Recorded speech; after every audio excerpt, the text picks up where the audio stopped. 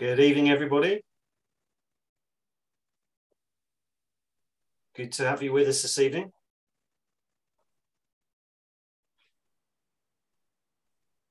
Good evening, if you're just joining us.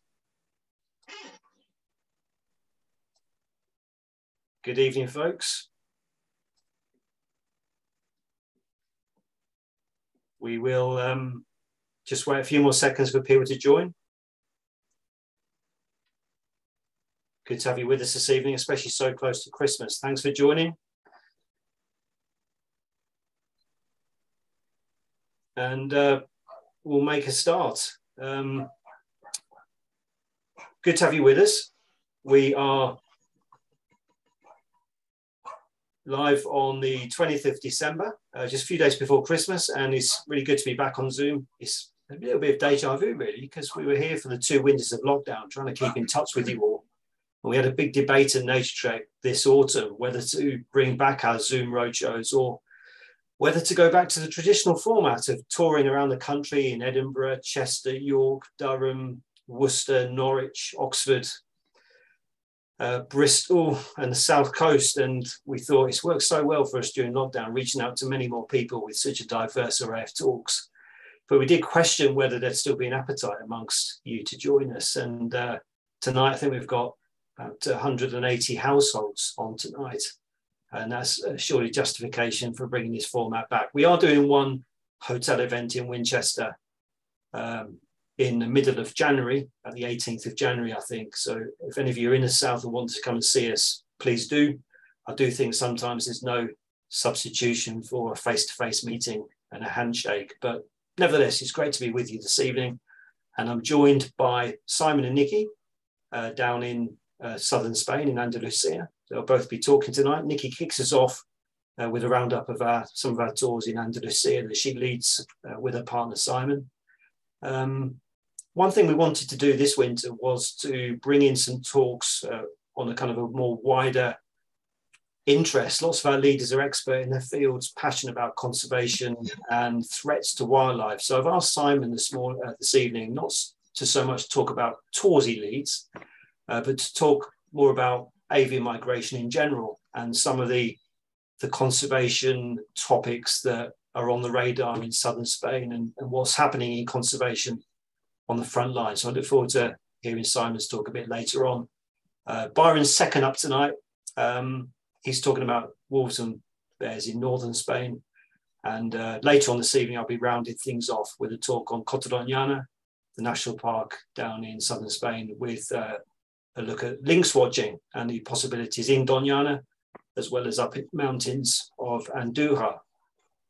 So that's it. That's how the evening's set up. The chat function is enabled, I think. So we will welcome any comments and questions as the evening goes on. And for the 15 or 20 minutes before 9:30, there'll be a time for discussion. We'll pick out some of the questions that have come in and engage Simon and Niki and Byron in hopefully some useful and interesting discussion. So thanks for joining us once again. I'm going to stop sharing this screen, and Niki, you will start sharing yours, I hope. And I'll put myself on mute and see you all a bit later.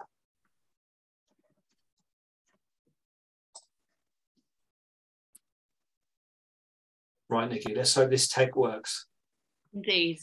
Hello, everyone. Great, coming across loud and clear, Niki. Okay, that's great.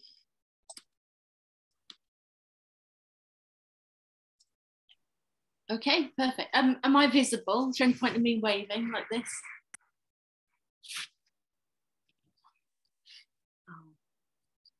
We can see top right, Niki. Yeah, that works very well. Okay, perfect. All right. Well, hi. Hello. I can't see any of you, obviously, but here I'm here with Simon in our home in the village of Facenas in the Straits of Gibraltar. So any of you that have been on trips with us here or elsewhere know that it's a place that we're very, very passionate about. So I was just going to give you a little bit of a whirlwind round the year tour, really, of all the stuff that's going on here. So okay, so I guess when I'd known Simon for quite a long time before we started our adventure here, and he would always, Simon's been leading here for a long time, and he would always tell me about this magical place. And apart from that, I probably wasn't really that aware of Tarifa or the Straits of Gibraltar as a place to go, as a wildlife destination. And then he brought me here for the first time, and we came in September. So that's the part of the year where I'm going to start the tour from. And it's probably the bit that everyone knows the most about, right? Because you come to this phenomenal place. You stand on the cliff tops above the town of Tarifa, and you can see the coastline of North Africa. You can see Morocco. It's just 14 kilometers away. To your left from that point, you've got the Mediterranean. To the right, you've got the Atlantic. And it's just this incredible crossroads of continents, of oceans, such a massive mix of different habitats. And of course, because of that very short stretch of sea, that's where this huge migration event happens of all the, particularly the soaring birds moving down in the autumn through Western Europe to cross the ocean here to Africa, so they're wintering grounds. So if you do know the Straits of Gibraltar, then it'll be for scenes like this, which is just the phenomenal migration of soaring birds. Here's a group of white storks. We get around about 160,000 white storks across the Straits every autumn, alongside just vast numbers, 225,000 black kites, 35,000 booted eagles, 20,000 short-toed eagles, 3,000 black storks, and 60,000 honey buzzards over the course of the autumn migration. And September's really well known for being the peak of this, I guess, when you get big numbers of birds, but also this big mix of species. So Naturetrek come here, unsurprisingly, throughout September. It's really, really popular. And you've got all the colourful things like the European bee-eaters, Eurasian hoopoes, swifts go through here, common swift, pallid swift. Just this vast array of life just descends on this tiny little kind of stretch of ocean, you know, and you're kind of right underneath experiencing all of that. So that was the first time I came here. And sometimes you get this phenomenon when it's been super windy for a few days and not many birds have crossed. You get this huge buildup of numbers. And then the wind drops and they all go at once. And that was during my first trip here. I remember a day when I saw over 40,000 birds cross the Straits in one single day. And I cried, and I wasn't the only person there that cried. It really is just this fantastic bucket list thing to do. So I thought, wow, okay, this is a place I could quite like to live. So luckily that's what we've done. And then, of course, you've got during that same period, you can take a boat trip out into the Straits themselves. This is a head-on view of a long-finned pilot whale coming straight towards us. It's one of our resident cetaceans here, along with common dolphins, striped dolphins, and you get beautiful things like fin whales passing through on migration, and sperm whales come here to feed as well from the Mediterranean population. So just this amazing kind of flush of life that you get to experience. And, you know, happily, because it all happens here, you get to the right spot on the right day, and you can just kind of sit back and enjoy it happening all over your head, really. So this is one of our Go Slow groups from last September, was it? I think. One September. A recent one, post-pandemic September, doing just that, going very slow, but seeing lots of things in the process. So that's kind of, I thought, wow, the Straits, okay. September in the Straits, that's the place to be. But it turns out that actually after that, it just carries on, you know. So as the migration continues on into October time, this other continent across the water starts to kind of call to you. And it's just, it's about an hour and a half ferry ride away. So you can actually experience both continents during the course of a week. So you can follow the continuing autumn migration across, watch birds arrive from the other side as well, but also explore a place that, for being only, you know, a few miles away, is extraordinarily different from a cultural point of view, and some really interesting different wildlife there as well. So we go across to, there's some fantastic wetlands on the north coast of Morocco. Here is a picture of the Mergazerga Lagoon, which is just across the way from us, which was the last place where the slender-billed curlew was recorded and photographed. And despite the sort of sad disappearance of that bird, it's still just incredibly teeming with life. It's a really strategically placed wetland, very rich in food, right on this incredible migratory flyway. So you can head out on a boat trip onto the lagoon itself, and just get right out onto the mud flats and sand flats. And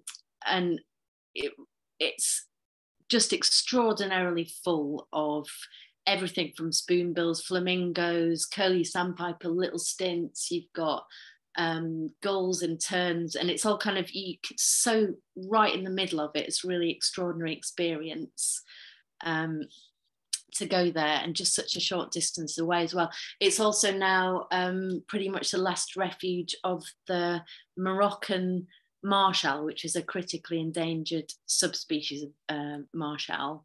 And the small population clinging on there, it's really, the habitat's really suffering because of the encroachment of very intensive farming of things like strawberries onto what was very low intensity grazing wet pasture land.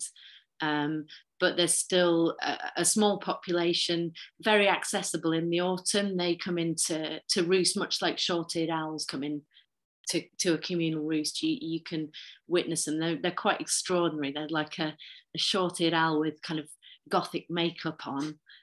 Just kind of, you know, seeing them at the end of the day, it's really, really magical there. Then also just along the coast from there, we go up into the Rif Mountains, which you can see from Spain. And this is a view down from, well over 1,000 meters up here in this extraordinary landscape. There's forests at the top that have predate 2 ice ages. It's a really ancient sort of habitat.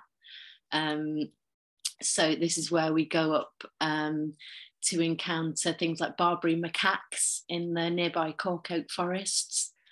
And kind of the star of the show for a lot of people is this gorgeous Mousier's redstart, which is just a little mountain jewel, which you can sort of go up there, see it right up there in the sort of high altitude beauty of the place. And recently in the grounds of the lovely place where we stay, right by the Dardara River, we had a nice close encounter with this Maghreb wood owl, which would have been a tawny owl a couple of years ago, but it's now been officially split into a new species. So it was peering at it, and I think we were a bit more excited than it was, but it's very beautiful. And plenty of time over there as well to get a real flavour of the differences in culture too. This is they call it the Blue Pearl of Morocco, the town of Chefchaouen, up there in the Rif Mountains. It's beautiful blue painted streets. So as if that wasn't enough, we're only in October. So then you come back and the migration is still going on. That September migration that everyone thinks about, it carries way on. And by the end of October, early November, it's at a beautiful, really nice pace where you can appreciate individual birds. And it also now hits the peak of the vulture migration. So this, for birds with a wingspan as long as this, really is the only place they can cross the sea. So France and Spain, their vultures, only the first year vultures, they only migrate the once. They fledge, they fly to sub-Saharan Africa to kind of come of age, and then return years later to try and seek out a place to breed. But it's in the region of, it was about 10,000 vultures. I think it's increasing actually because they're doing okay. But they really have to choose the right conditions. So you get these spectacular days where there's just thousands of them. And you get kind of this kind of encounter there. They're just this close, you know, seeking thermals and just swirling over your head. These are birds that just learnt to fly, and now they have to figure out how to cross a sea. So it's quite extraordinary to be part of. And on that very same trip in November, as autumn's moving on, winter is starting to encroach. So it's a great time to head up into the mountains, just about an hour and a half away from the Straits above Malaga. You get right up away from the Costa del Sol into the undisturbed areas of the Serranía de Ronda. So you can see, it's funny, I was doing some work on a recent trip there this afternoon. I realised you can see Spanish ibex and long-finned pilot whale on the same trip, which is quite an altitude difference for two mammals. But so Spanish ibex up there on the crags, and we go up there for lovely little mountain gems like this gorgeous blue rock thrush, which posed for us for a nice long time.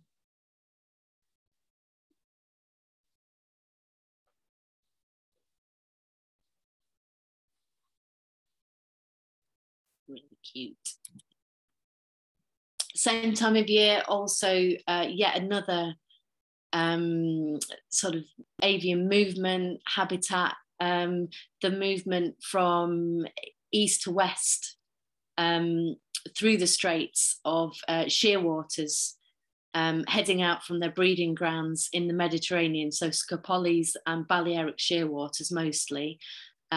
Massive movement. You can sit, we have access to a permit only site on Tarifa Island, which is the very closest point to Africa, the very narrowest point of the Straits.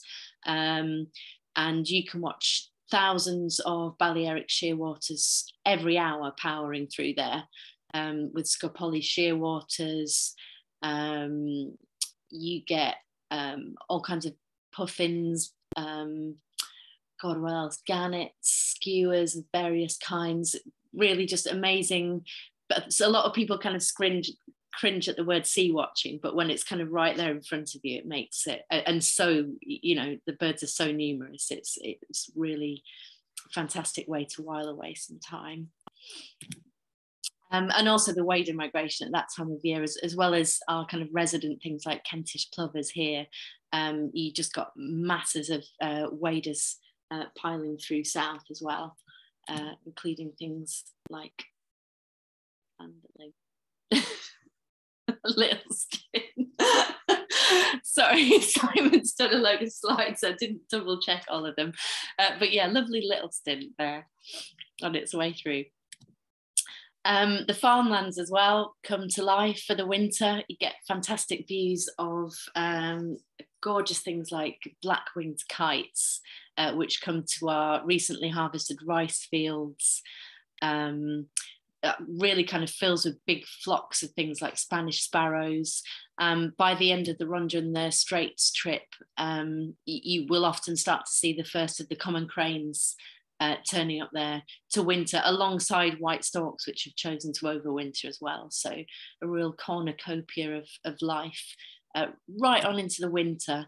And when the first rains come, then all kinds of things start to emerge out of the undergrowth as well, like this Gibraltar fiery salamander, which came out on Halloween, gave us all a nice surprise. So that kind of wealth of life goes on right the way through the winter, keeps us all busy. And then before you know it, it's spring again. And there we are on the cliff tops, round about, it's usually about the 20th of February, the first of the black kites start coming back.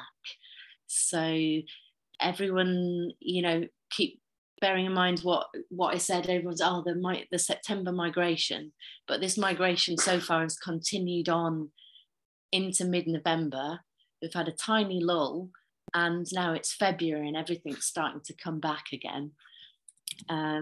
So yep, here we are again. We pile back onto the cliff tops, and people often ask me which I prefer out of the autumn or spring migration, and you just can't, you have to see them both. They're so different, because I think the autumn on the Spanish side, you get this huge weight of numbers, but then in the spring, it's about this kind of very intimate individual experiences, watching stuff coming back. They've started high, gained all their height in Morocco, and now they've powered across the sea, and now they're coming in really low over your heads. So things like booted eagles, short-toed eagles, just arriving. Often you can see the exhaustion and how hard a task it's been to get across the sea. And you know, it's really, you can watch them come in with sort of heart in your mouth as they're dropping lower and lower, and then suddenly there they are. And one of the best bits of the spring, I think, is as this is going on, it doesn't get more normal, it gets more special as you're like 2 or 3 months into it, and you're like, wow, things are still coming. And just when you think there could be nothing else left, then the honey buzzards start coming in May.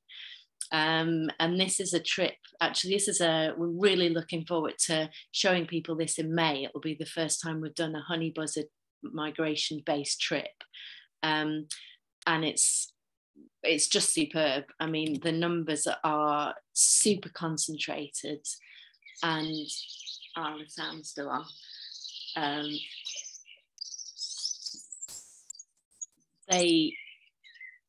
It's like watching insects. I mean, tens and tens of thousands of them, all within this week. So just phenomenal scenes. And you'll get these kettles like this with 1,000 birds in it, and you'll look a bit to your right and there's another one the same, and you'll look around and there's more and more and more, and it's quite it's quite an amazing thing to see. So this goes on. So I suppose mid-May, perhaps we start to get the smallest of lull in the migration before things start coming back again. Then it's time to enjoy other things like the butterflies. Here we have two-tailed pasha shown here, which is the largest butterfly in Europe. We also have kind of unusual things, like we have monarch butterflies here, which were introduced into Gibraltar, actually, and into the botanical gardens, came in on some of the plants that are there, but have now kind of spread out. They stick to their non-native plants, so aren't invasive as such, just a kind of extra additional pretty thing to look at. And we also have, it's one of the few places where you can see, well, the only place, I guess, where you can see all 5 species of swift that breed here. So this is a nice little swift just hanging from its nest. This is just along the coast from us near Cardiff. There's a nice colony. You can also see white-rumped swift here and alpine swift, as well as pallid and common, all in the space of a swift weekend. So that would be a good name for a trip, wouldn't it? But that is a really great trip, not just for the swift, but because of the wealth of just unusual and interesting breeding, kind of breeding birds that we have here. So we have this fantastic colony of northern bald ibis, which are one of my favorite birds in the world. And I think my mum's watching, she will love this. It's definitely her favorite. Just a really cool, funky, charismatic birds. They were one of the top 10 most endangered birds in the world. They're doing better in Morocco, and the colony here is doing super well. It's a really successful reintroduction project 15 years ago now. So well and truly wild birds here, and really great to see them around. This is a video, isn't it? So yeah, the rather wonderful Rufous tailed bush chat as well, which is such a draw to come here and see that in the wildlife friendly vineyards around Cardiff. Look at that, fantastic. Really, really great birds. Fantastic stuff on the wetland as well, things like white-headed duck, marbled duck.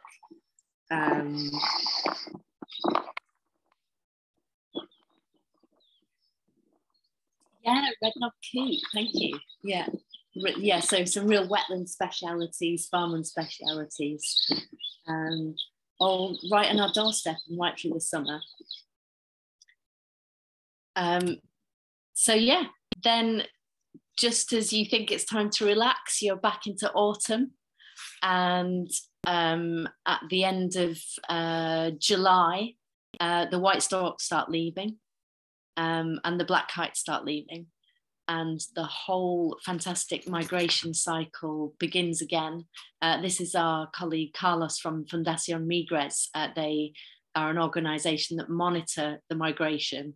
And when we're not showing you guys migration, we're more often than not can be found on the cliff tops with them counting migrant soaring birds crossing the Straits. So we're right back into the black kite migration. Epic scenes like this, which is what we all, and this is locally known as a millenada, which basically means a kite fest. And we're right back into that absolute uplifting, life-changing spectacle that the Straits is so famous for.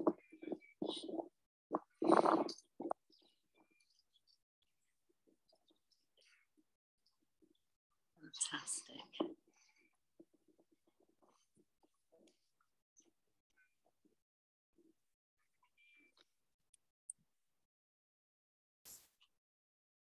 And then at the end of the day, you can digest it all at our beautiful accommodation at the Cortijo El Indiviso. Here's a lovely dinner in the orange grove to celebrate the end of another day of wonderful migration. So that's a year in the Straits in 22 minutes. Quite whistle stop, but I hope you enjoyed it. Thank you. Thank you very much, Niki. Your passion for the Straits really comes through clearly there. Year round, always something of interest, isn't there? And if you travel down to Andalusia with us, Niki and Simon are very likely to be tour leaders. In fact, Niki and Simon and Byron, between you, lead the majority of our tours in Spain. It's actually Naturetrek's most popular overseas destination.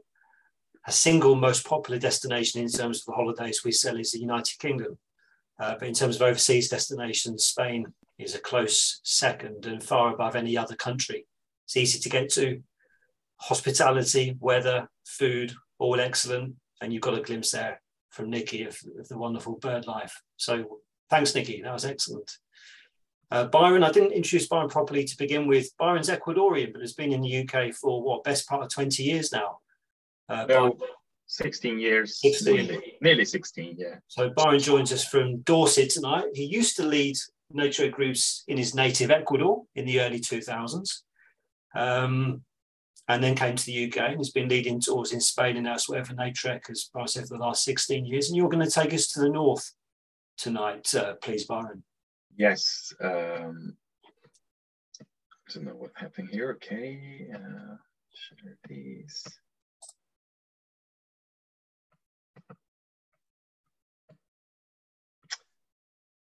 Right. Just confirming everybody can see me. Yes. Yeah, that's perfect, Byron. Thanks. Yeah, fantastic.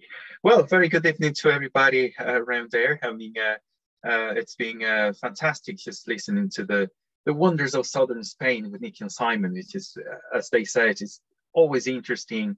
It's always full of surprises. So we're going to go now to the other extreme, to the north, where we're going to start our journey this evening, and this is to tell you about wolf bears and birds and whales of northern Spain. Particularly, a lot of people tend to forget about Spain as a as a cold country. You know, you always think about the south, the beaches and all that, but we tend to forget about the north. And the north is where a lot of the excitement of the Iberian Peninsula actually is located. Now, we've got two massive mountain ranges up here. The Pyrenees are well known and split the Iberian Peninsula with the rest of Western Europe. And that's the natural border in France. And farther west, we have the Cantabrian Mountains. And the Cantabrian Mountains, I mean, both with Pyrenees, same age. They're only split by that little depression over the Basque Country lays down. And but they're both at the same age, emerged the same age 65 million years ago. And they're still really forming. And one proof of that is that Picos Europa, which is right attached to the Cantabrian Mountains, doesn't really belong or is part of the Cantabrian Mountains, but is nearly attached to them. And there are exciting areas where, you know, any of the slopes, either the Cantabrian Sea slope, we're facing the Bay of Biscay of the Northern Sea, and the Mediterranean side or slope, which is right at the southern end, are both exciting. And also they show us how altitude, it's a remarkable factor for distribution.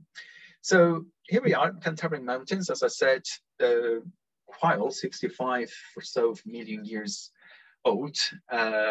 It's quite of a long range, around 300 kilometers long, and around 50 probably or 60 kilometers on the widest side from north to south. Now, we're going to split them in three: the Western Cantabrian Mountains, Central Cantabrian Mountains, and the Eastern ones. We tend to move between the Eastern and the Central, mostly with our expeditions. And these involve obviously the counties of Cantabria, Asturias, and part of the very large, some of the province of the very large county of Castile and Leon. Now, ways to access this area: we normally either fly from London to our hub, which is either Santander or Asturias. We normally get into Santander, and from Santander travel inland to the heart of the middle of nowhere areas of the eastern and central Cantabrian Mountains, more or less. You can see amongst beautiful and natural reserves and national parks around. The other option that we also do is accessing by boat. And I'm going to tell you way more about it, but that's coming from Plymouth into Santander, covering the length of Bay of Biscay, which is another exciting, and it's a very, very good adventure experience. An overnight in a comfortable boat, the Pont Avant, and it's highly recommended. It gives you that taste of not flying, but also navigating across the Bay of Biscay. Once in the mountains, as I said, very corrugated, unlike the Pyrenees, which are perfectly cone and peaky. The Cantabrian Mountains tend to be a slightly more corrugated, more sort of forming a sort of like a tepui, like a table on top, which gave us all these ancient glaciers and valleys to play with, and wildlife can play with. And this is the reason why amongst them, this is Picos Europa, as you can see behind the Cantabrian Mountains, completely unattached, but play a big role in the creation of valleys. And valleys are really important because our corridors, especially for large mammals, to move along, and carnivores. And once you get, you know, to the foothills, which is right the gate to the meseta of the plains of the plateau, you know, of the Mediterranean steppes of Spain, heading south, you can see the great difference. I mean, it's really a paradise for somebody very into geology, because it's really ancient formations that tell us a lot of what happened there. Mainly limestone, but there's a lot of packs of pockets of conglomerate, and also granite and sandstone. So as you can see, these are Corabacas, which is one of the highest peak in the Cantabrian Mountains, all dark looking, you know, masses of conglomerate combined with some limestone around. Beautiful glaciers, as I said, that actually give us a fantastic landscape, accessing on 4x4s as we do when we are inland. This is one of the beautiful local breeds of cows called Todanka. Beautiful animals, very grumpy, but worth seeing as well. And here we are, our adventurers start scanning. You know, we choose prominent areas with territories or passage areas. And we just sit and scan. But what we're scanning, you know, mammals could be really elusive. Particularly the very first one I'd like to start with is the Iberian wolf. Iberian wolves, you know, unlike Eastern European wolves, they live in smaller packs. They're stockier, they're browner, darker, and they could move in around 300 square kilometers as a territory, as a main territory, always led by a dominant alpha female and an alpha male. And here we are just choosing the right spot without disturbing, without affecting them. They're really clever animals, really sensitive as well. So we kept our distance. And with our gear, you know, once we spot one, it's very much easy to get to them. You've got to be a very trained eye to actually spot these animals over the mist, over the you know, the color of the background of their habitat. But we always find a very nice secluded area so we can easily stand there without causing any disruption to their course. And they're beautiful. It's just incredible animals. While we're looking for them, there's other things to look around, like this beautiful golden eagle. They always patrolling around, and it's sort of related. Sometimes they tend to follow big pack of carnivores, especially lynx, because they left leftovers that in the winter these animals could benefit of the carcass left by these big carnivores.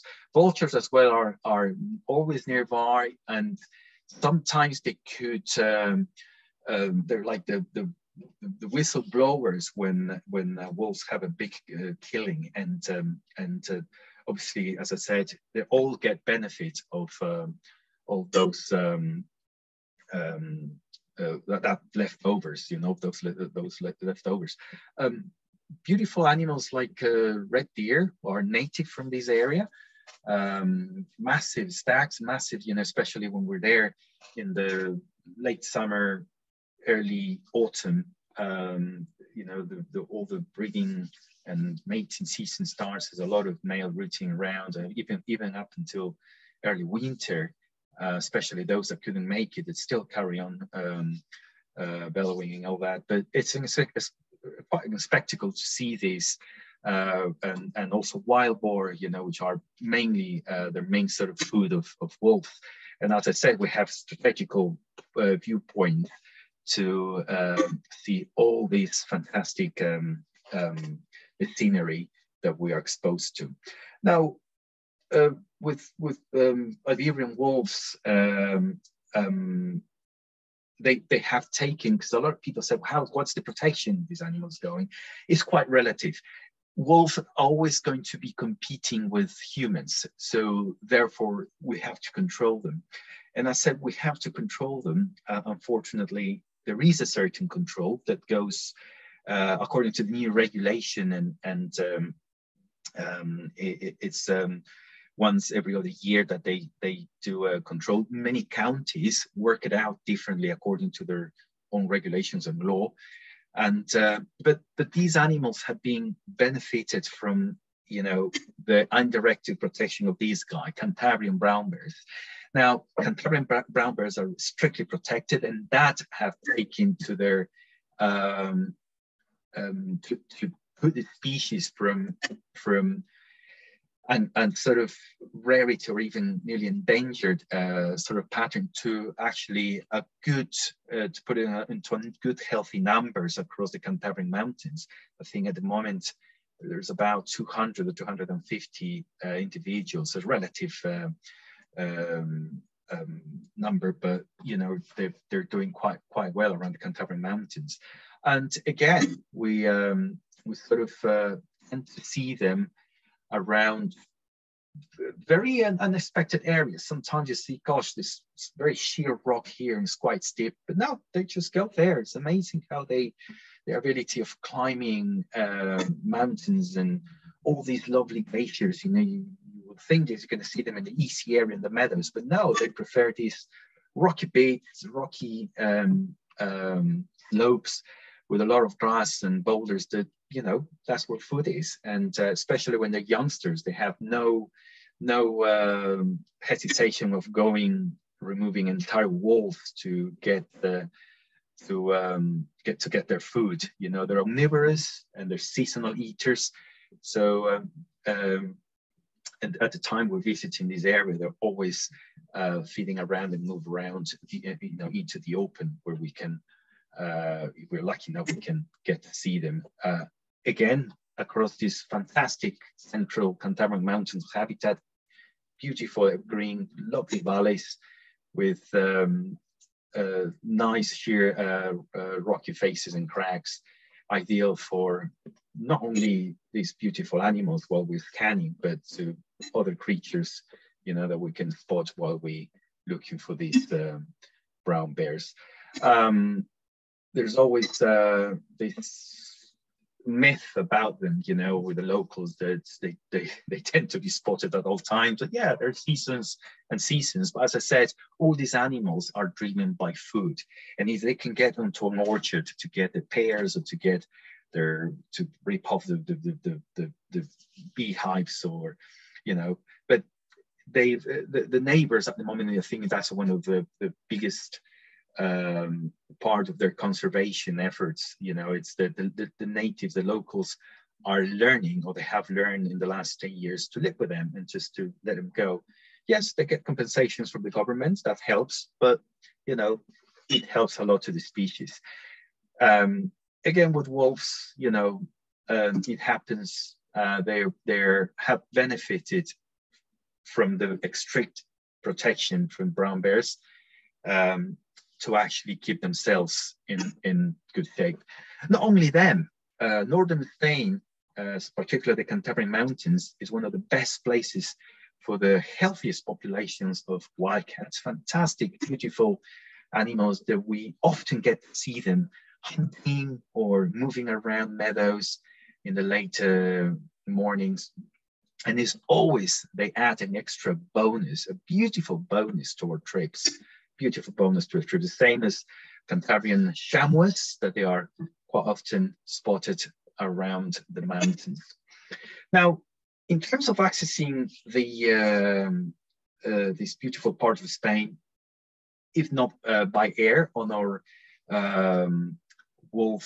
Iberian wolf watching in Spain, or you know, we have the options to go on the ferry, and we do that in our 2 expeditions, which is the Picos and Plains tour, and also on our Spain's Big 3 tours. So very comfortable vessel, as I said, the Pont de Ven, very spacious from the tops. We can do all sort of wildlife watching in the sea, or sea watching, and we can just come across a lot of cetacean species, like this minke whale, for example, a lot of gannets, you know, flying nearly right next to you across the boat. A lot of other areas like rafts of sheer waters and other birds like this beautiful great sheer water, and plenty of other things. Sperm whales is also often spotted in our crossings, which add an extra excitement. I love sperm whales, so it's a personal excitement really dolphins, striped dolphins, common short-beak dolphins. Sometimes we can get rhesus dolphins as well, which are quite rare. And sperm whales, fin whales. Fin whales are also one of the most wanted, cetaceans to be seen. And sometimes, if we're very lucky, blue whales can come across, as long as other beautiful rescuers, you name it. There's a very, very nice crossing amongst two waters. And we all enjoy going around with. The boat is comfortable, the cabins are comfortable, good food, good accommodation. And as I said, there's a lot of camaraderie in the boat to get to see all these animals. And when there's somebody there, because the more eyes you have around, the better. So there's often people running around from side to side of the boat when people spotted some activity on either side. So it's a good thing. Once inland, there's, apart from the wildlife we've been seeing, there's a lot of other interesting matters that we take a look at. This area of the Cantabrian Mountains, it's quite grateful to see all this ancient Romanesque art, in their churches, and it's quite well known. And also going down to the plains of the northern plains of Villafácil as well, it's great to see a lot of different contrast of the country with the mountains. And we can find spectacular birds like these mongoose, harrier, great busters, which are always the icing of the cake in the trips down there, which, there's always nice to see one. Very hard to find them, especially in a trip in the summer. We have to go there really early so we can spot it over the hills and not far from our vehicles. Not to mention as well the beautiful cities or towns, which in the old days were fortress, the old walled towns in northern Spain, which are really, really lovely to see. And we always have the time to have a little wander around during our breaks, and also to enjoy the accommodation, the local gastronomy. Gosh, it's just a lot of things apart from the wildlife to enjoy on these trips. And it's a kind of I could spend, I bet, like Niki or Simons, the whole night talking about way more about this beautiful part of Spain. But we hope to see you there. As I said, we have 3 different tours that goes to this fantastic area of Spain, or because on plains also, or Spain's Big 3, and any of the wolf watching tours that takes place in this fantastic part of the lovely Spain. A little bit too cold maybe for Simon and Niki, and they prefer to stay in the south with the sunshine and not much rain. But yeah, I bet they will love it as well. So thank you very much for, and just taking this opportunity to show you, to wish you all of you a fantastic holiday time. Thank you everybody. Thank you very much, Byron. That's great. If you can stop sharing your screen, please. And folks, we will just have a short break now, about 6 minutes. And we'll be back at 8:25.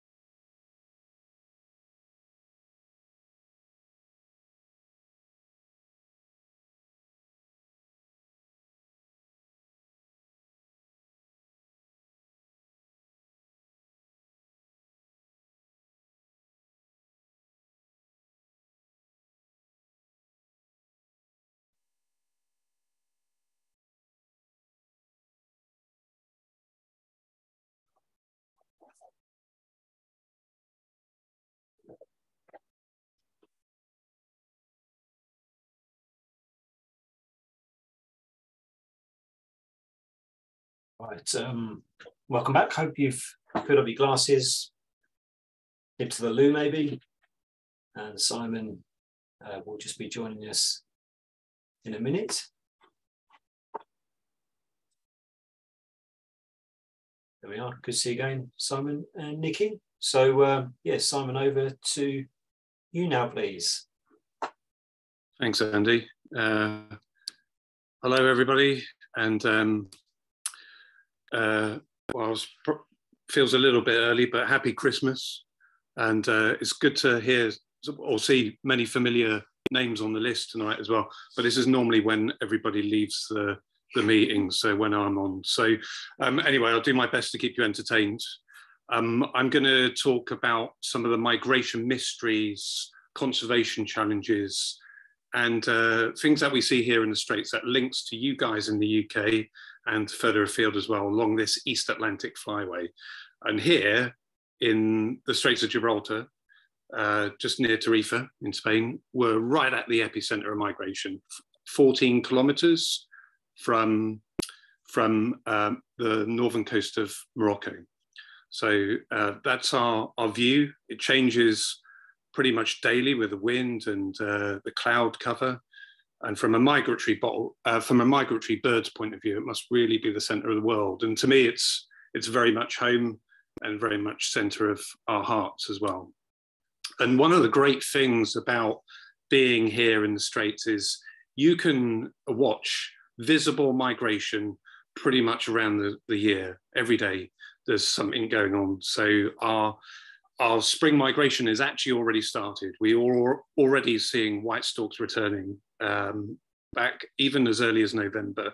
The numbers pick up into February, and then we're really into the black kites. And then as we advance into March, April, May, we get more eagles, honey buzzards coming later. And then before you know it, there's a crossover. There's actually birds coming back the other way on the autumn migration. As soon as July, you'll start seeing white storks, black kites going.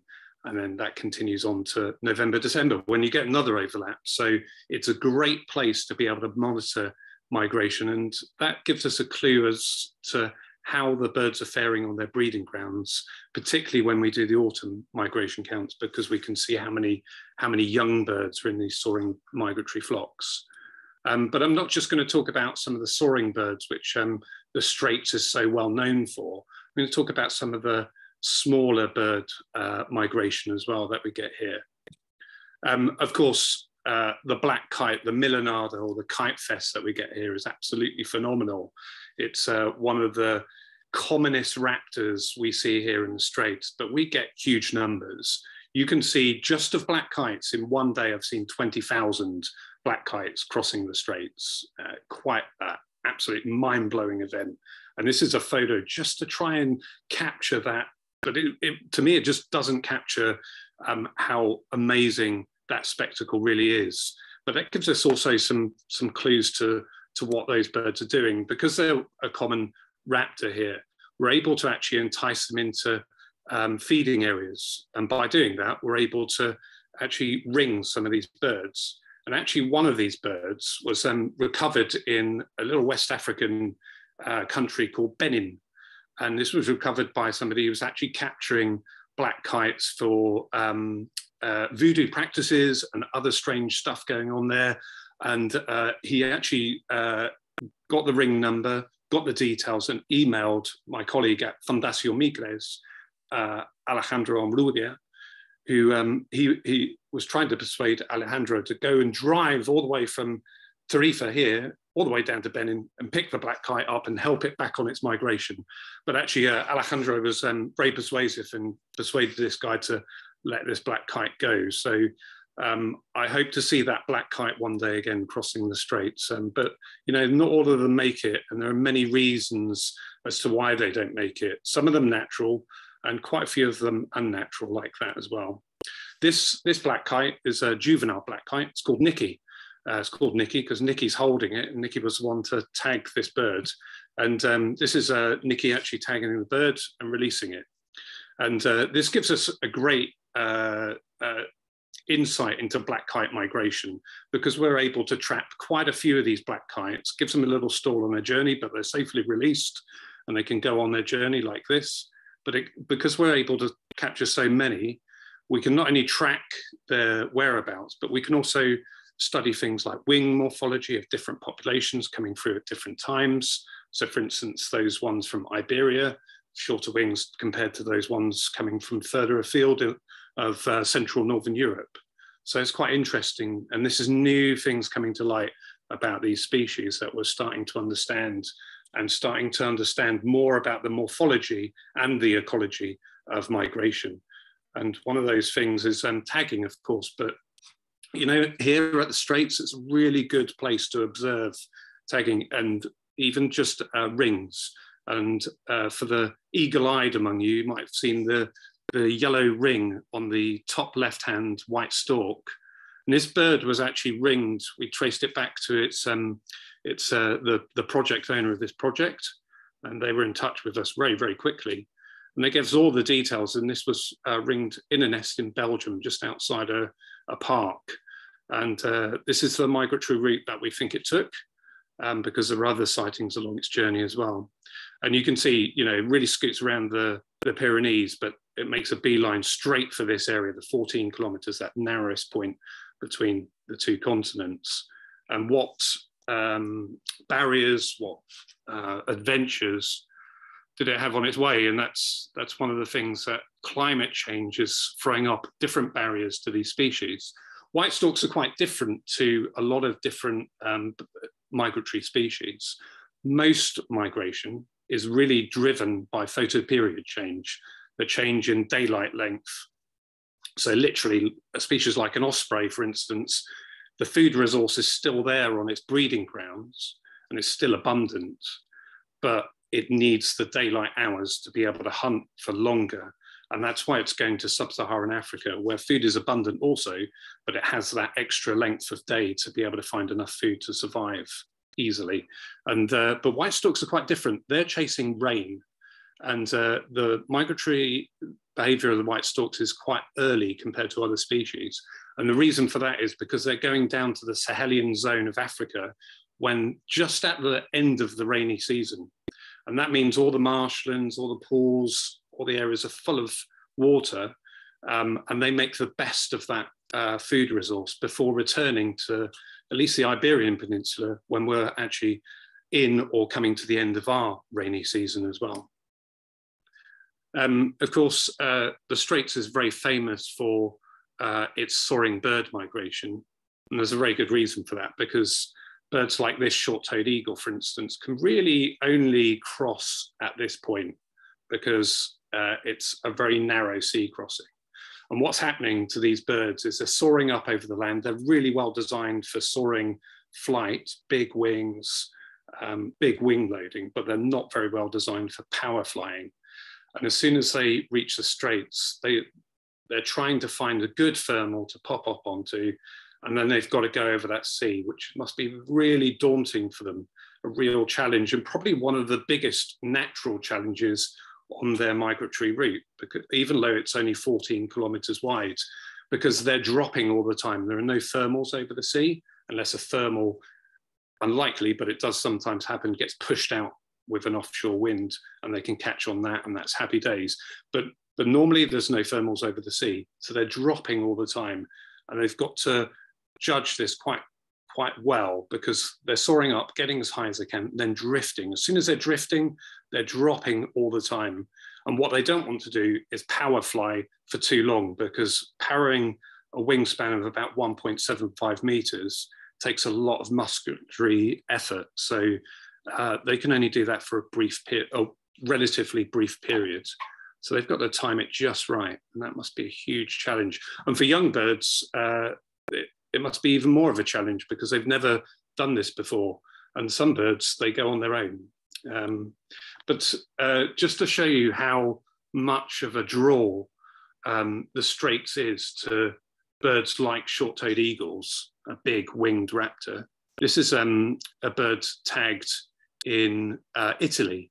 And this shows the thing that we didn't really know before, but these birds are coming up through the landmass of Italy, taking a left turn into France, and coming down through the landmass of Spain to cross at the Straits of Gibraltar. The Straits of Messina is far too wide for many of them. It's a real struggle. They really hate crossing water. This is a natural barrier for them. Of course, once they're over the land, they make a relatively easy job of it, because that soaring flight, they're very well designed to do that. They can cover huge areas in very little time. But of course, birds like Egyptian vulture, for instance, and other species don't just face the challenges of natural things either.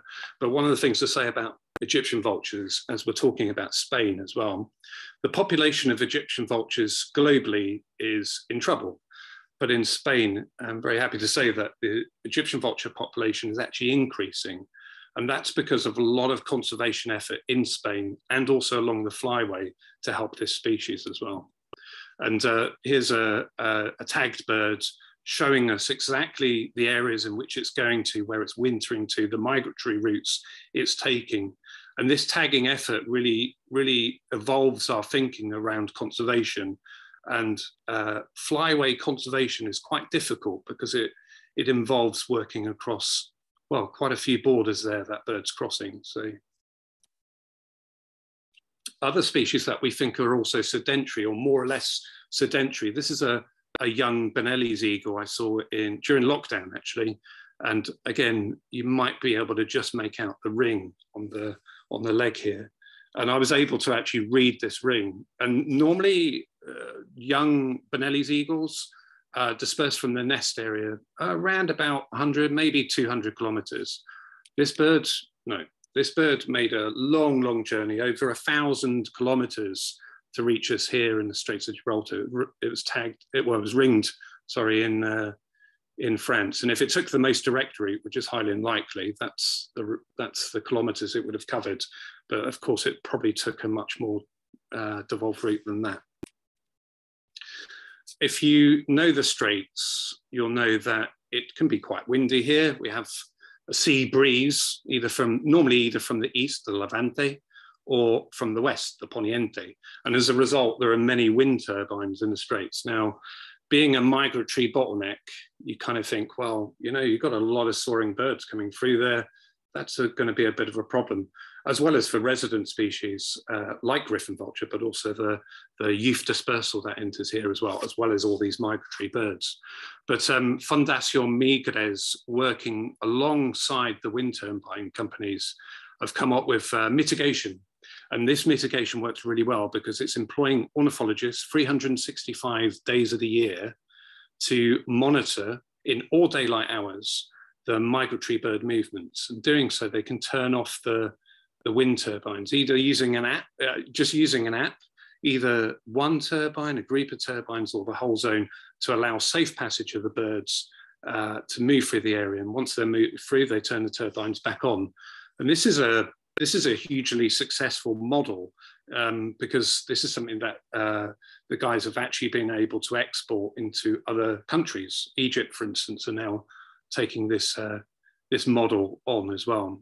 And yeah, that's something that's been hugely successful because as we try to mitigate for climate change impacts and we want more renewable energy, this could of course throw up these barriers to migration.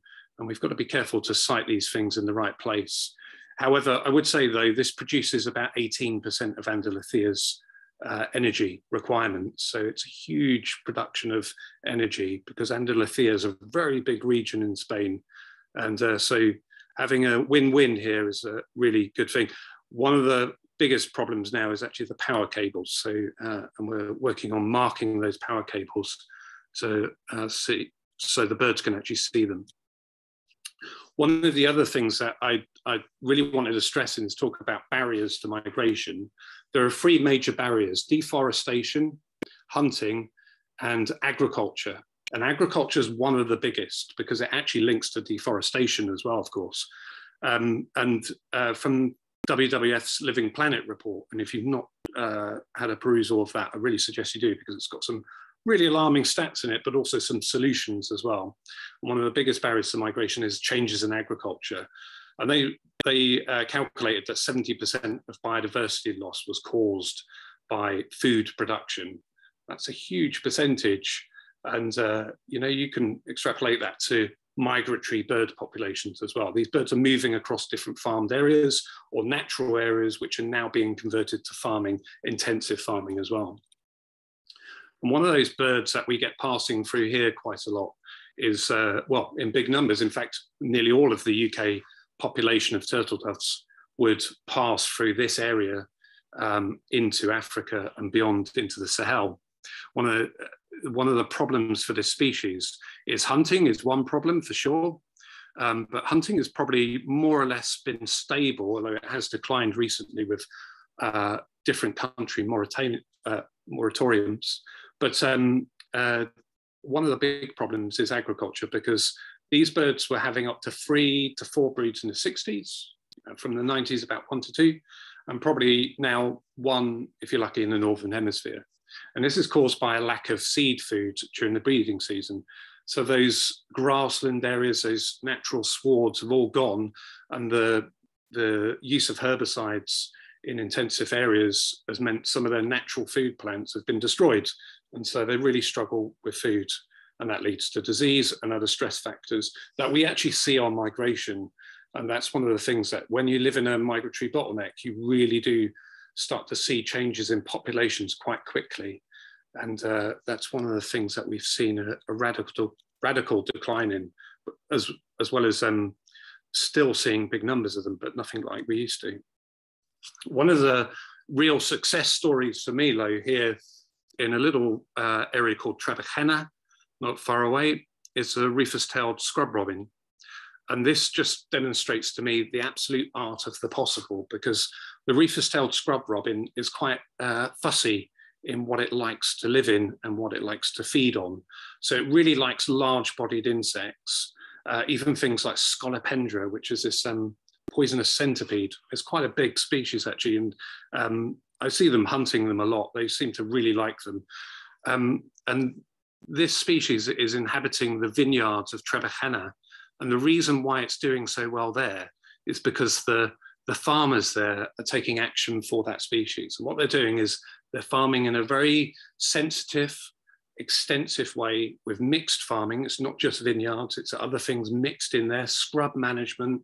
And this is a real benefit to the rufous-tailed scrub robin. And if you joined us for the live we did from there, you probably remember seeing and hearing all these rufous-tailed scrub robins. It is alive with them. But of course, that's just an indicator species, because of course, if you're getting it right for them, you're getting it right for a load of large-bodied insects, as well as other birds and mammals as well. One of the big challenges, though, and is changes in climate, changes in farming, and this is really affecting some of our really long distance migrants. So birds that we would have thought would be commonplace in the Northern Hemisphere are declining rapidly. I should say the spotted flycatcher for us here is still a very common species, but I can only imagine how common it must have been about 50 years ago around here. Other species like common redstart, even barn swallow numbers are varying year on year. And I think that's something you guys are probably seeing more of in the north as well. And this will be due to different climatical change, perhaps, but probably more than likely to do with food resource on their breeding grounds as well. Some of the small bird migration here that we still don't know enough about, because tagging has really not gone as far on smaller bird migrants as it has on larger soaring birds, where we're able to fit lightweight, but in terms of percentage of body weight, lightweight tags on species. We're still relatively constrained on some of these smaller birds like woodchat shrikes, for instance, and even sparrows here are huge migrants. We don't know how many of them cross the Straits. And here's a mixed group of house sparrows, and there are some Spanish sparrows in there as well. And we get millions, literally millions of sparrows, and they cross the Straits. And we don't really understand how many. We don't understand where they're going to. There are many different mysteries that we still need to solve. And this can give way to conservation measures that we can take for these birds across their migratory routes, wintering grounds, or breeding grounds, like collared pratincoll, for instance. We now have a reserve area for them. We have one of the densest breeding populations in Europe of the collared pratincoll, and we see them going down to the Sahel, down to the Gambia, for instance, to winter.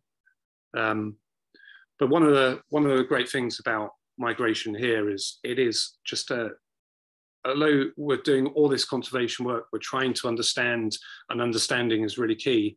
But one of the things that I really enjoy doing is showing people this visible migration, because if you know it, you really want to conserve it. And I think that's one of the things that people get when they come here and see huge numbers of white storks, for instance, like these birds passing over my head. I think there are about 900 in this group. We get groups of over 1,000 going, and then you've got to spot the one that's got a ring on. So I'll let you try and find the one there, because I couldn't.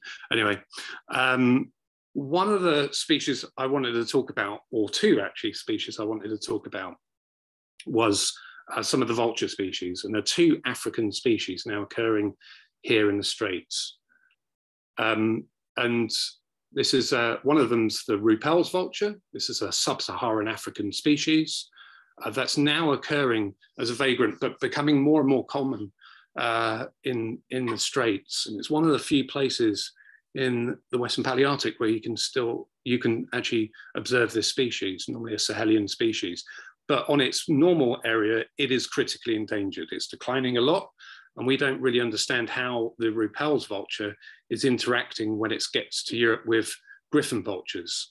And as griffon vulture numbers are increasing, and we get this youth dispersal going across the Straits, spending their first 2 years or so of their life in the Sahel, then when they're coming back, they're like a conveyor belt for these critically endangered African vulture species. And we think they're bringing them into Europe. But what we don't understand is quite a few questions around what happens to them when they're in Europe.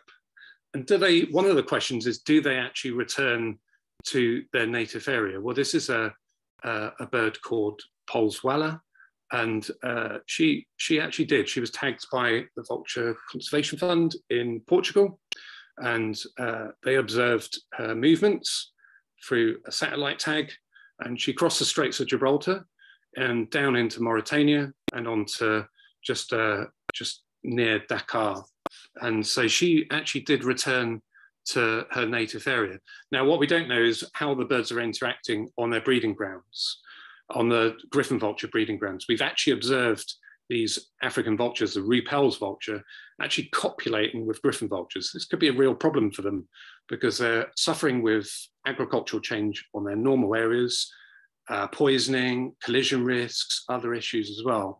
And as that population gets so low, perhaps hybrid populations could actually go to the Sahara and start mixing with those African species. We don't know what's happening. We need to understand that. And we tagged last year Europe's first white-backed vulture being tagged in Europe. And this is the unfortunate victim of this tag, but you can see it's a very lightweight tag. And it flew off with no problems, and we're tracking its movements. Last checkup, it's still in Spain. It's hanging out some griffon vultures. This is a bird normally, again, of the sub-Saharan, the Sahelian region. And we think it will probably return at some stage, but we simply don't know if it follows the same route as the previously tagged Rupel's vulture. But we will find out as we get more and more birds tagged. We have some birds in Morocco being wing tagged as well, some of the Rupel's vultures. And that's leading us to new insights into these two critically endangered birds actually entering Europe as well. Of course, just very briefly on vagrancy as well. Of course, sometimes we see really weird things as well in the Straits. We see birds that shouldn't really be here, like this young lanner falcon, which actually landed right in front of myself and a friend as we were counting black kites and white storks. It was a bit of a moment. It was almost too close. We couldn't move, and then it got attacked by a kestrel. But this vagrancy is actually I don't think of it as a mistake as much. And this is really proved to me by yellow-browed warblers actually occurring in the Los Alcornicales Natural Park here in the Straits, in the biggest cork oak forest in Europe. And this is a bird that's very commonplace. I'd say really a passage migrant now in the UK in October. And we're actually getting these birds in November. And I think there's some of the same birds passing through the UK. And what we think is happening, we think that birds are coming here to winter, maybe even further down into Africa to winter, but we don't know yet. But what we do know is we actually ringed one of these yellow-browed warblers, and we observed it back in the same area the following year. And this is not a great photo, but to me it's a great photo because we can just about read the ring, and we were able to prove that it was the same yellow-browed warbler. And this is the first time winter site fidelity has ever been recorded in vagrant yellow-browed warblers. Now, what we think is happening, this is vagrancy. This is how birds have conquered the world. This is one of the marvelous things about birds. What we think is happening is actually yellow-browed warblers are probably, quite possibly, breeding up in somewhere in the western arboreal forest. And we don't know where they are. We don't understand where they are, but people have heard them singing up in that area. And what's probably happening is, as that vagrancy has occurred, those birds are starting colonizing new areas. That's what vagrancy does. That's why it happens. And now we're seeing that happening as a wintering bird here in the Straits and potentially beyond as well. Anyway, that's just like a whistle-stop tour. I kind of like could go on forever about migration. I bore people about migration, but hopefully that's given you some insight into some of the mysteries that we're trying to unsolve, which is helping us better understand some of the practices that we need to deploy to help these migratory birds. And living here in the Straits really brings it home to us because, well, we just love migration and we just love seeing you guys enjoy it as well. So we hope you visit soon. And yeah, thanks for listening. Fantastic, Simon. Thank you very much. We did some virtual tours with you two, didn't we, down in the Straits in lockdown, and we had so many questions on migration and the impacts of wind turbines and lots of the other topics that you've just discussed there. So yeah, really good to hear. Thanks very much. You're welcome. Thank you. I say that during lockdown, we really enjoyed doing those virtual tours, but one kind of result of those was an influx of bookings, wasn't it? People saw you two live on camera with these swirls of birds overhead and just thought, I want to come and see this for myself. Probably applies to some of you listening this evening. So yeah, can't wait to get down there myself, Simon. Just one thing I'm curious about is the technique of counting birds. Niki said earlier she saw 40,000 birds in a day, and you said, well, that's a flock of 900 storks. So how do you begin to count that number of birds overhead? Is there a particular technique to it? Is it practice? Yeah, I think it's probably all of those things, really, and having a good team of people as well. And we have the maestro, Alejandro, who directs us all, and Carlos as well, of course, and other very experienced people working there. And what happens, we tend to divide up the sky. We have our own area that we're responsible for. And maybe even if it's busy for certain species, a group of people will just take one species and we'll divide up like that. So it really depends on the day. But what we're generally doing is not counting the birds swirling around. That would be very difficult. I've tried it, it doesn't work. But what we have to do is wait, and we only count the birds crossing. And when the birds are crossing, they go out in a thinner line, and that's when we're able to count them from, well, in that line. It makes it much easier. But you have to go quick, and you have to do it probably with big flocks like the white stork flocks. You have to do it maybe 2 or 3 times and make sure you're not too far out. Alejandro, you can look at a flock and just go, oh, there are 900 and something there. And you count it like this, there's 900 and something. So, you know, if you're doing it a lot, it's funny, you get better and better at it the more you do it. And well, the more I do it, the more I love it. So yeah, great stuff. I asked him once, actually, I asked Alejandro how he was doing it. He says, oh, I don't count the birds, I count the places in between. Yeah, thanks for your comments, folks. Sharon, too. Simon's talk on migration is fascinating, and I'm no birder. Kate Tanner, thanks for your question. We'll come back to the questions at the end of the evening. I'll put some of those to Simon there. But what I want to do, first of all, before I begin my talk, is just take you to Google Maps on my computer. I hope that's coming through. Okay, and just show you actually where we've been this evening, where Simon and Niki are based, and where they've been talking about, and also what talks, what areas Byron's talks covered. So if I can zoom in first of all, right down to the Straits of Gibraltar. Here's the small town of Tarifa, right on the southern tip of the European continent. Here's the Rock of Gibraltar, just slightly over to the east. And this is a small village where Simon and Niki live, Facinas, just to the northwest of Tarifa.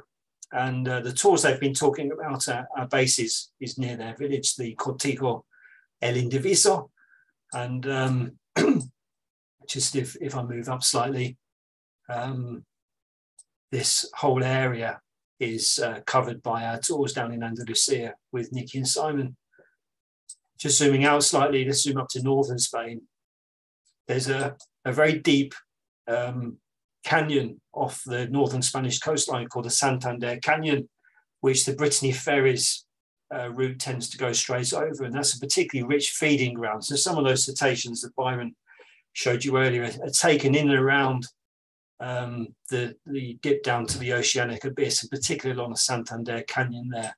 The well-known Picos de Europa, just inland here, the lovely limestone peaks of the Picos, but the areas that Byron was particularly talking about just to the southwest of Aguilar de Campo, the Montaña Palentina. This is our area for wolf watching and wildcats at certain times of the year, whereas the best place in Spain for bear watching is the Somiedo Natural Park, just down to the southwest of Oviedo, where there's the Asturias Airport. So those are the areas that Byron was covering. And for the last talk of the evening, I'll be based down here to the south of Seville in Coto Donana National Park, Parque Nacional de Donana, to the southwest of Seville. And the second half of my talk, I'm going to take you up the E5 motorway up to the small town of Andújar, and then we'll be taking a quick look at the Parques Natural Sierra de Cadena de Montero and the Sierra de Andújar, which is the second stronghold of the Iberian Lynx in southern Spain. So let me come out of this. Hopefully that gives you just some geographical pointers as to the areas that we've been talking about. And I'm just going to go back into my presentation now. So yeah, no need to go through that map at all, but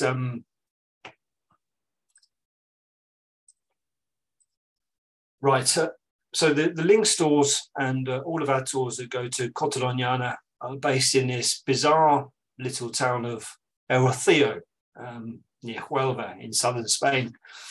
It's a bizarre town because most of the streets are sandy and people go around on horseback rather than cars. Here's the church overlooking the Marismas here, the wetlands, and our hotel, the Hotel Toruño, is just to the right of the field of view here, overlooking the marshes. It's almost like the set of a spaghetti western. It's almost unique in my experience in Europe, and it's a remarkable place. On our Coto Donana holidays, just a short bird watching trip at different times of the year, you come down here for 4 nights, all in the Hotel Toruño, and go out into the park and the wider natural park on a daily basis. Our Lynx holidays have 2 nights here and then 3 nights up in the Andújar National Park. And the mixed holiday that we run, and some of you have done, I can see from the comments, some of you have done the combination between Coto Donana and the wide open steppes in Extremadura. That's our Coto Donana and Extremadura holiday. And actually Niki and Simon are off north tomorrow to Extremadura for our Christmas break, 7 days in Extremadura over Christmas. That's if the rains abate, because Spain's had some torrential rain over the past couple of weeks with some quite severe floods. Now they need rain, but it's unfortunate when it all arrives at once and floods the otherwise dry landscape. So this is Donana. This is the front of the Hotel Toruño. It's what I'd call quite a rustic, 2-ish star Spanish inn, really. It's typical Andalusian. The welcome's warm. The rooms are not luxurious, but there's a comfortable bed, plenty of hot water showers, ensuite facilities, and good traditional Andalusian fare served in the hotel restaurant.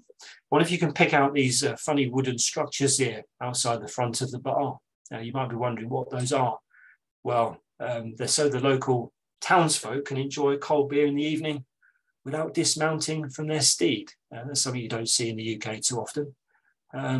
But yeah, the locals love their horses, and these guys are just back out from days tending the paddy fields, no doubt. Dotted around the town, in the environs of the town, you'll see plenty of white storks.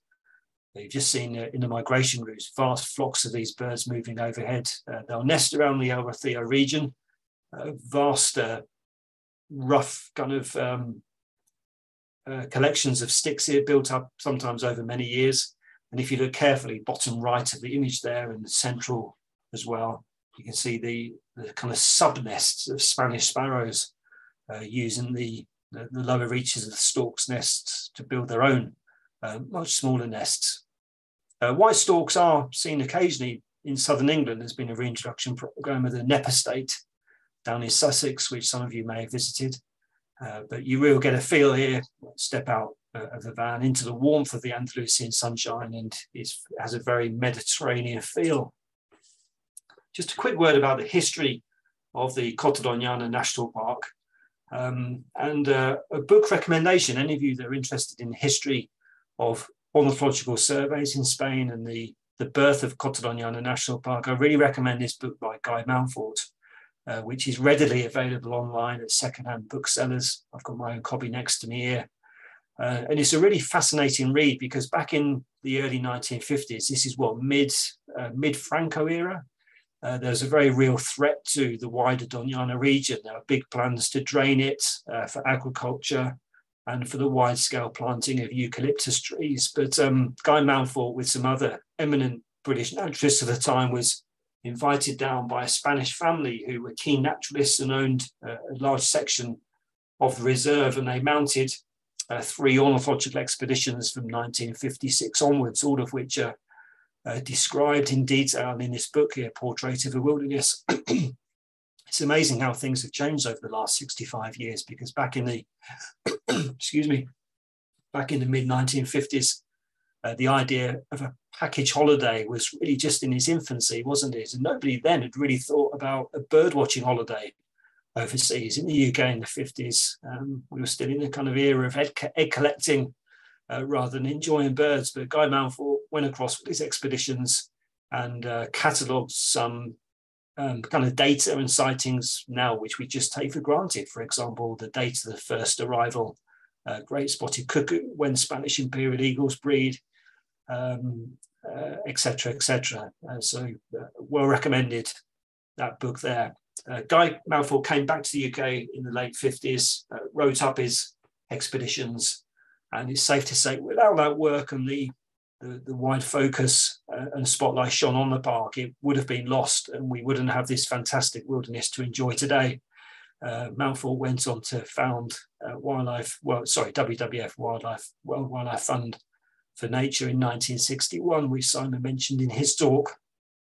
And although there are threats to Donana these days, particularly the encroachment of major dual carriageways and large-scale rice paddies and strawberry greenhouses, we do have this wonderful natural resource in Spain to enjoy. I led what we think is the first ever commercial lynx watching holiday back in 2006. We've done a lot of tours since, most of which Byron has led himself. But I led a series of birding holidays for Naturetrek to Donana from about 1999 to 2002. And we reckon during that period, for about every 50 hours or so spent in lynx habitat, you might be lucky enough to get a glimpse of a lynx in the undergrowth. But back in those days, the population of lynx was really holding on by a thread.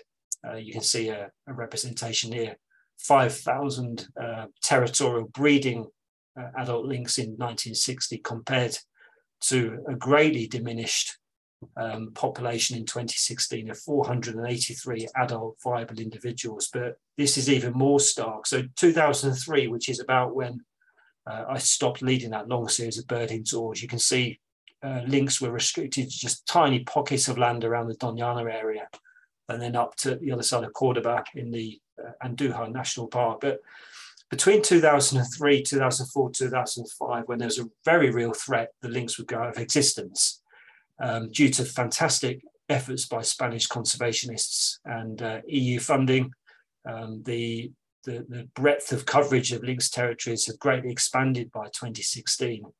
And moving forward to the present day, lynx numbers are very much on the up, both in Donana and do have also the Montes de Toledo up to the north there, and a successful reintroduction program just north of the Algarve over the Portuguese border. So for the 25 years I've been involved in tourism in Spain, things have never looked brighter for the Iberian lynx population. And it's great to be able to kind of talk about this good news story in a world in which there's so much negativity and things to be worried about. Just another representation here of how those numbers have gone up just after the dark days of the turn of the new millennium to over 500 breeding viable individuals now in 2022. So let's take a look at the wider Donana National Park and what it has in store for visitors who are keen to go and see the bird life. Well, this is what Donana is best known for. Vast open marshes full of water in April, arguably the best time of year to be there for the birds because all the summer migrants are just arriving. Terns are on the wing, etc. Warblers and nightingales are calling from every bush. It's just a lovely time to be in Donana. See a large flock of flamingos over there in the distance. But this shot doesn't really do the marshes justice. But we'll get up close and comfortable with a range of breeding waders in summer plumage. Curlew sandpiper was mentioned earlier this evening. African spoonbills. Black-winged stilt. All of these birds, enigmatic Mediterranean species, a sight for sore eyes if you've spent the winter in the UK. Back end of the year, water rails are common around Erythrina, not so much in the spring and summer. And we might just be lucky enough on occasions to see otters in the marshes where it passes under one of the roads. On the other side of the Guadalquivir River and Donana is essentially the inland delta of the Guadalquivir River. So on the eastern side of the river, and we'll take a small ferry over one day, or maybe drive the loop around past Seville. We'll come down on the eastern side of the delta to some old sole pans, and this is a great spot for slender-billed gull, one of Europe's most sought-after gull species. It's one of the best places to see this bird.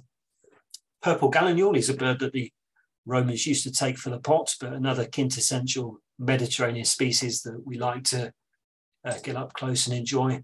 One of my favourite wading species, the dainty wood sandpiper, is common around Donana in the spring and early summer. And red-knobbed or crested coot is another key Donana target, but this shot isn't necessarily representative of how easy it is to see this particular species. More often you're confronted with 300 or 400 coots, 400 or 500 meters range, and you need to painstakingly scan through them all with a telescope. And at that kind of range, it's quite hard to see these red nodules on the forehead of the coot, and normally the giveaway is the bluish sheen to the bill there, whereas our Eurasian coot is ivory white. So it's normally the bill colour that stands out in a flock rather than the red nodules there. Squacco herons, fresh in from Africa during April, and some of the more secretive denizens of the park. Well, one of them is the marble teal, one of Europe's most beautiful ducks. These birds like very much the quiet, more secluded corners of the park, and the best way to see them is to take a four-wheel drive excursion into the national park, and we'll spend the morning looking for some of the more secretive, reclusive species. Pintailed sandgrouse will be enjoyed through telescopes, if not binoculars. And these are the kinds of Mediterranean birds which really fired my imagination. As a 7-year-old flicking through my dad's book of the birds of Europe, I just thought one day I'd love to see these birds, and a dream came true a few years later. But you can't get enough of, bee-eaters, rollers, hoopoes, all of these wonderfully colourful, enigmatic European birds. Overhead, plenty of raptors to enjoy. Booted eagles, about the same size and shape as a buzzard, but they come in a light morph, such as this male, and also a dark morph, which needs sometimes careful study to distinguish it from a buzzard but good to see those birds overhead. And as I say, in April, certainly through to early May, nightingales singing from every bush. And memorably, we had one person one year who had a nightingale in the bush outside their bedroom window and said she couldn't get to sleep at night because nightingale was singing all night long. But what a beautiful melodic tune, very rare in southern England, but all over the place in Donana in the right time of year. Another summer migrant that's pretty difficult to see at home here in the UK, but fairly common in southern Spain as birds move north in late March and April, the wryneck, beautiful member of the woodpecker family, and the aforementioned Spanish sparrows, ubiquitous around the rural landscapes of Rocío. Iberian magpie, I prefer the old name of azure and winged magpie, another bird with a curious distribution actually, well known in southern Spain and down in the Algarve in Portugal, but its other population is in the Far East. Not quite sure how the two populations became so disparate, but Iberian magpie is another key target species for birders within the group. Which brings me on to the subject of the almost mythical Iberian lynx, as I say, almost lost in the early part of the millennium, but making a strong comeback. And I think one of the old adages on a birding tour is often the best bird of the day is a mammal. And in Donana, if our groups have been lucky enough to see a lynx, it dominates the evening conversation, regardless of what birds we've seen, Spanish imperial eagle or whatever else we've managed to locate. The lynx will be talk of the town. And what we need to do to try to find lynx in Donana is to take large safari trucks out into the rutted, sandy tracks of the national park. Back in the 1980s, it was more of a free-for-all, and British birders back then, pioneering birders, got a bad name for themselves by driving into these sandy areas and getting their Ford Cortinas stuck to have to be towed out by Spanish farmers. But it's all quite regulated these days. You can't go into the protected zone unless you're with a locally licensed tour operator, which I think is a good idea for the park protection and visitor numbers in general. But just inside the park gates, we will examine the tracks, and the local guides will take great delight in pointing out any fresh tracks from that morning.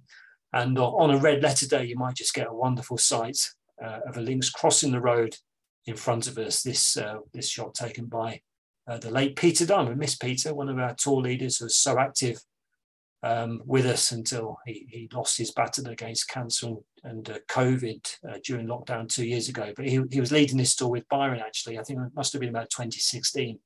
And they had this magnificent encounter. I should just say that we get people on our lynx tours who want to photograph a lynx and take back high quality snaps. But I just would add a word of caution here that an encounter like this is an exception. And the more normal sighting you get of a lynx is one kind of in the dappled shade under a bush, scratching itself or sleeping, or you might see that characteristic stubby black tail disappearing off into the bush. So to get one out in the open like this is unusual and lucky for the participants on the tour. So if you're a keen photographer and want to explore photographic opportunities, the best bet would be to book a private trip and station yourself in one of the hides up in Andújar. Very different type of tour that, because you need to be very patient and be expected to stay for 10 or 12 hours without moving in a hide in the hope that a lynx might come down to a waterhole. But that's your best bet to get some quality shots. Lynx are breeding in both locations, in Donana and up in Andújar. You'd be very lucky indeed to get a view like this. But it's just worth touching on some of the work going on behind the scenes to help conserve the lynx. The problem with two populations so widely distributed and with the conurbation of Seville and several major arteries and motorways in between them is there's no natural gene flow between the two populations. So a lot of the work that's been going on in the early 2000s involved taking breeding viable males from the Andújar population and coming down and mating them with the Donana population to create that all-important gene mix. Otherwise, you run into problems with infantile death and other diseases. So it's absolutely vital that that gene pool is mixed. And there's a lynx breeding conservation centre just to the west of Donana National Park. We can't go in for perhaps obvious reasons, sterility and the vulnerability of these young kittens, but some friends who work at the centre were kindly provided these shots. And the lynx are kept in large outdoor pens. Once they finish nuzzling from the mother, then they're given a health check, radio collared, and released off into Donana, with the under road tunnel there just being one of the measures that have been taken to try to limit deaths on the road, which is one of the biggest threats to lynx in Donana. The problem is, though the park's quite extensive, the core protected area 50 square miles, the larger natural park 210 square miles. Lynx are territorial, so if you have a young male, he will have a natural urge to escape from the family territory and spread out and find his own territory. But as I said earlier, the national park is really ringed by motorways, big rice paddy fields, and particularly strawberry greenhouses. So it can be difficult for young lynx to go off and find suitable territory. So to widen the territory available to young lynx is something that's being worked upon, and a continual remixing of the gene pool, as I mentioned earlier. But if you're lucky in Donana, might just be lucky enough to get a wonderful photographic opportunity like this one. The second part of our lynx watching holiday involves a drive up the motorway past Seville and Cordoba to Andújar National Park, where we spend 3 nights, 4 days. And the nature of our lynx watching here is very different to Donana. There we're very much confined to safari truck with limited time on foot, whereas here our attention changes to finding a key panoramic viewpoint, and we make ourselves comfortable, line telescopes up, and scan this rather varied and quite difficult terrain for any movement in the undergrowth. 9 times out of 10, when you see a movement, it will be a raven or a wild boar or a red deer. But when you finally realize you've got lynx in your telescope or binocular field of view, your heart races and your throat dries up, and you try to get the rest of the group onto it. And it's one of those exhilarating experiences to see a lynx in its open habitat. All around are reminders in Spanish to moderate our speed, zone of the Iberian lynx. As I say, road kills are one of the biggest threats to these cats. And some of the other wildlife we are enjoying is, as I said, red deer. But just if we're lucky, the key area is called La Lancha. It's a stony track, and you look down over a ravine. Up to the left is a large dam and a reservoir. And on the valley side opposite is the old ruined village that the people that constructed the dam used to live when it was all constructed. But it's all abandoned now, and the kind of stony, sun-baked habitat full of rabbits is ideal territory for lynx. This is last year's offspring. But that's the kind of typical view that Byron might be showing you through his telescope as our morning scanning session progresses. And just the cat in his majesty, in his environment. We might have enjoyed eagle owls, Spanish imperial eagle overhead, but nobody really relaxes until we see a lynx. And it's one of the most iconic wildlife spectacles in Western Europe, without a shadow of a doubt. So that's my talk finished. It's just gone 9:15. So that brings to an end our talks this evening. I hope you've enjoyed that. We will spend a few minutes now. Simon and Niki and Byron will all be pleased to stay online for another 10 or 15 minutes or so until 9:30 to go through any questions. So do use the chat function or the Q&A to do that. Some good memories there for you, Byron. You've probably led more of these lynx holidays than any other. We've learned a lot over the years, because I remember back in 2006, we got talking to local conservationists down there who you work with still nowadays, and they said, well, come in September when the park's totally dry and the lynx will be attracted to remaining waterholes. But in the years since, we've actually discovered that the best time is winter months, isn't it? October, November through to about February, March.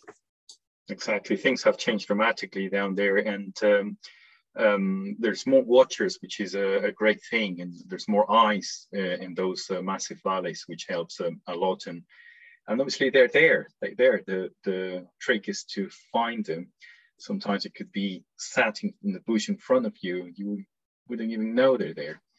So yeah, but the efforts for the conservation have been dramatically due to different populations now being spread into the north of the influence area. So they're doing quite well. I think the numbers are quite staggering at the moment of the amount of lynxes in Andalusia. So yeah, fingers crossed it's still going well. Yeah, just one point I want to pick up on there and ask Niki and Simon about as well, if you don't forget to come off mute, guys. But yeah, I remember going to recce that lynx tour in 2005, and we were the only people, three of us, on that Orlando Road scanning for lynx. And you were telling me on the recent tour, there's often 60, 70 keen young Spanish naturalists looking for lynx. And I know, Simon and Niki, this is your experience as well. I think when I first got involved in wildlife tourism in Spain 20, 25 years ago, it's still very much about hunting and exploitation of the natural landscapes, whereas now there's a new generation of young Spanish naturalists coming through with good photographic equipment, quality optics, and it's really good to see, isn't it? Because Spain needs that for its ongoing conservation efforts.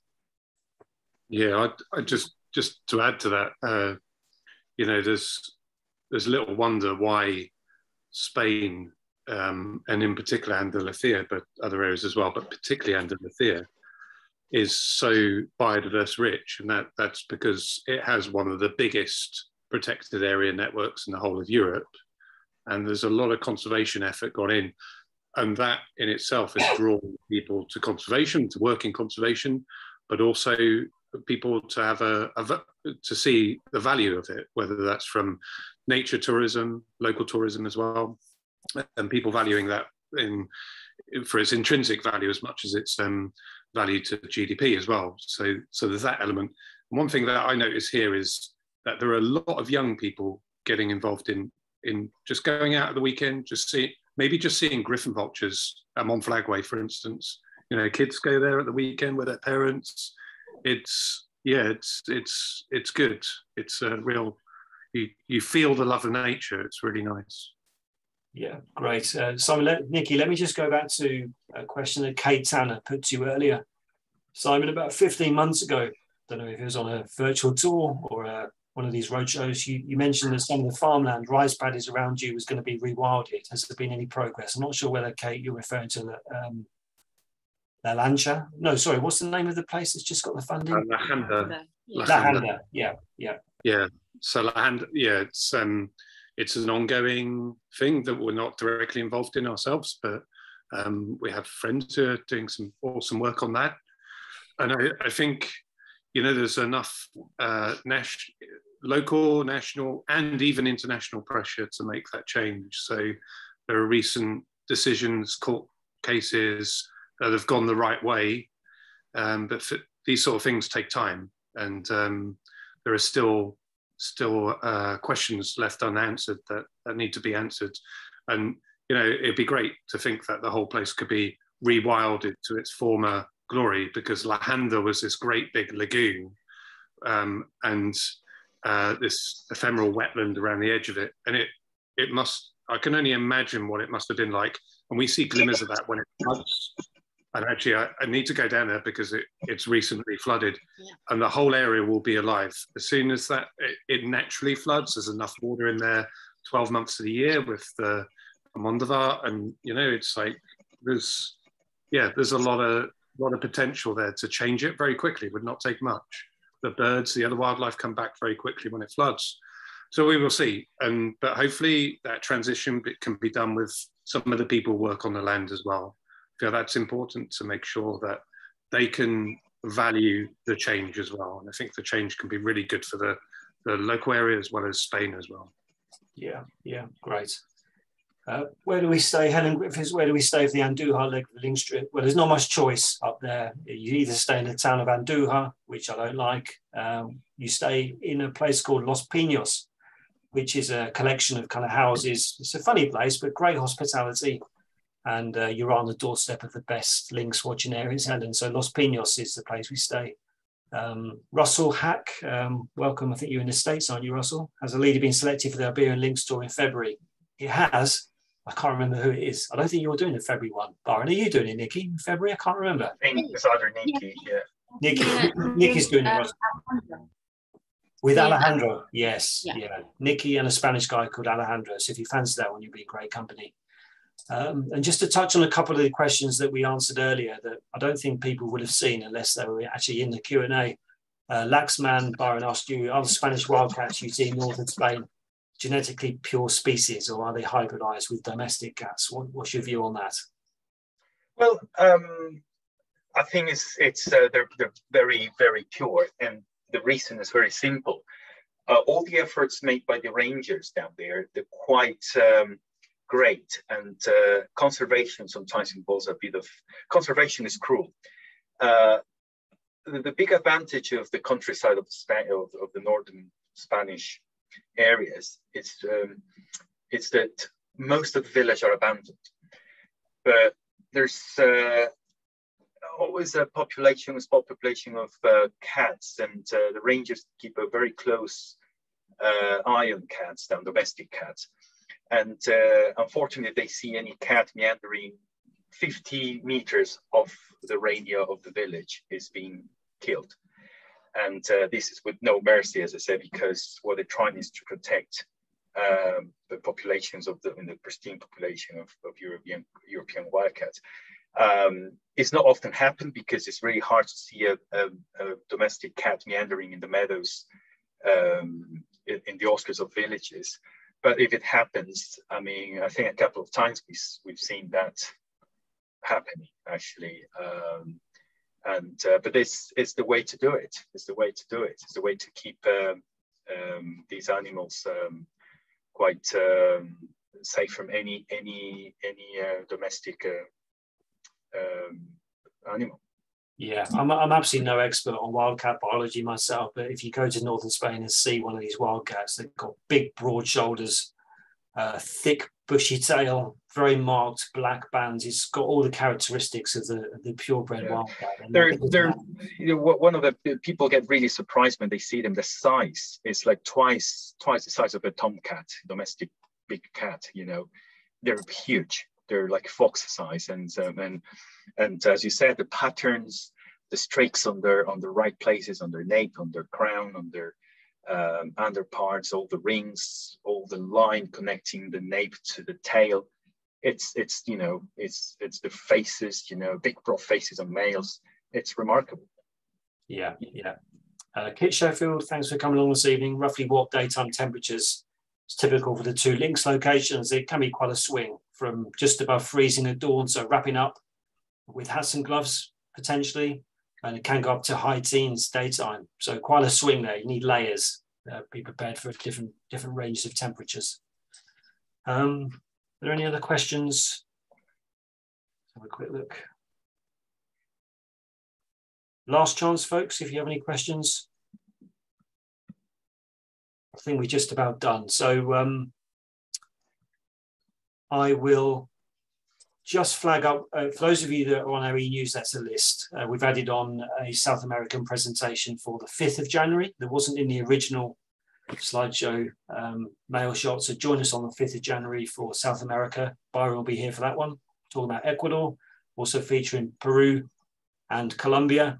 And also hark back to lockdown, folks. We're going to do another virtual tour in Ecuador on the 10th of January from Sachatamia Lodge and Mindo. So if you'd like to join us midday on the 10th of January for a live look, excuse me, at mountain toucans, toucan barbies, hummingbirds, and a range of colourful tanagers, then do join us for that. That'll be fun. It remains for me to say thank you for joining us this evening. I wish you happy Christmas, speakers, this evening, and all of you watching for a wonderful happy Christmas from all of us at Naturetrek. It's been a strange old year in the travel industry, as I'm sure you can all imagine, but it's great to be busy again, and we're looking forward positively to 2023. So thank you very much for all your support, and have a great Christmas.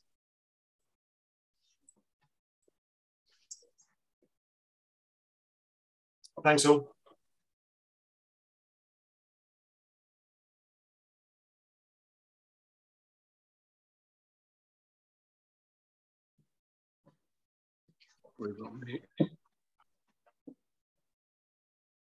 I thought Andy was going to stay for Debrief. Yeah, debrief about it. No, I think. I'll tell you what, Byron, I'll come back on. We've still got 38 households on who maybe want to join us for the debrief. So yeah, still 36, 35 people are gradually logging off. Okay. I'll just finish people still typing in comments, so I'll just leave people to do that. Then I'll stop, and then if you log back on again, we'll have a quick chat after everyone's on. Excellent. Thank you to the 28 of you that are still on. Hope you've enjoyed this evening, and kind of indicates our decision to come back online this winter. It's been encouraging. So yeah, I'm going to end it now. See you guys in a couple of minutes. Thank you. Okay, thanks.